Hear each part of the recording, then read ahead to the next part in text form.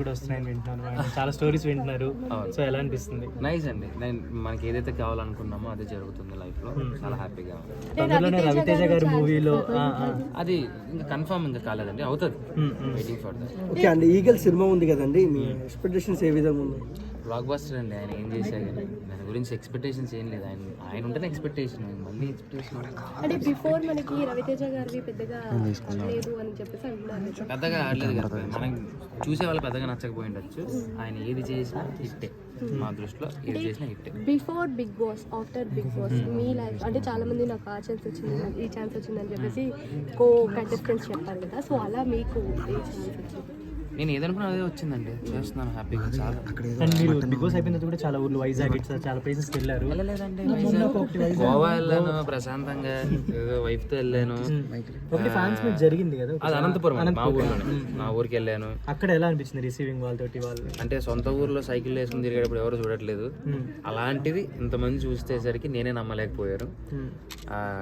ఎప్పుడు మనం పుట్టిన ఊరికి కట్టుబడి ఉంటాం కాబట్టి I'm blessing for that. Next upcoming projects ఏమన్నా? ప్రెసెంట్ అయితే ఒక్క సినిమానే చేస్తున్నానండి, ఎందుకంటే బిఫోర్ వెళ్ళే ముందు ఒక సినిమా సైన్ చేసి వెళ్ళాను.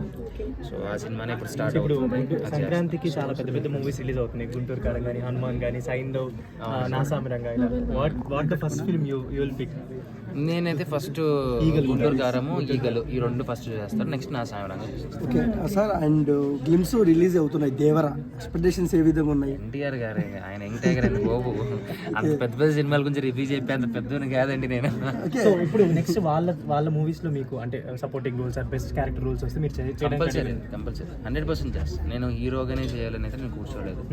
ఎనీ ఇంపార్టెంట్ క్యారెక్టర్ అది నేను చేయలేదు. మ్యాన్షన్ లో మీరు ఒక మ్యాన్షన్ 24 ఒక మనకి గోస్ట్ క్యారెక్టర్ లో కనిపించారు అండ్ ఇంపార్టెంట్ క్యారెక్టర్ గా తీసుకున్నాం కూడా. సో అలాంటి క్యారెక్టర్స్ ఇంకా మీ నుంచి ఇంకా ఎక్స్పెక్ట్ చేయవచ్చా? కంపల్సరీ క్యారెక్టర్ బాగుంటే డెఫినెట్ గా చేస్తాను, నేను అన్ని చేస్తాను. మీరు కలిసి ఏదన్నా సీరియల్ ప్లాన్ చేసి? సీరియల్ ప్రెసెంట్ ఇప్పుడే లేదమ్మా, ప్లాన్ లో లేదు. తేజ్ గారితో ఏమన్నా లేదండి, తేజ్ గారు వాళ్ళు లేదండి. అవన్నీ చూడ్డానికి మీకు బాగుంటుందేమో కానీ ప్రతిసారి మనకి అంటే ఏంటంటే అది బోర్ కొడుతుంది. మనకు బాగుండేదాన్ని అలానే దాచాలి, ఒకసారి చూపించేయకూడదు. సో తను ఒక మంచి ప్రాజెక్ట్ మీ ముందు త్వరలో వస్తుంది. యాక్చువల్లీ ఒక పెద్ద ఫిలిం తో తొందరలోనే రాబోతున్నారని నేను విన్నాను. యాక్చువల్లీ మీరు నేను వస్తానండి, అది వెంటనే తెలియదు ఇంకా నాకు కూడా. టాక్స్ జరుగుతున్నాయి, తెలిసిన నేను అప్డేట్ పెడతాను కంపల్సరీగా. అంటే చిన్న స్క్రీన్ నుంచి కంప్లీట్ గా పెద్ద స్క్రీన్ కి వచ్చారు అనుకోవచ్చు? అలా లేదండి, అది చేస్తాను, ఇది చేస్తాను. ఇక్కడ నుంచి నాకు లైఫ్ వచ్చిందే మా టీవీ స్టార్, మా స్మాల్ స్క్రీన్ నుంచి. దాన్ని ఎప్పుడు పక్కన పెట్టడం అంటూ జరగదు. బిగ్ బాస్ నుంచి మీరు ఏమైనా నేర్చుకున్నారు అంటే ఎలా?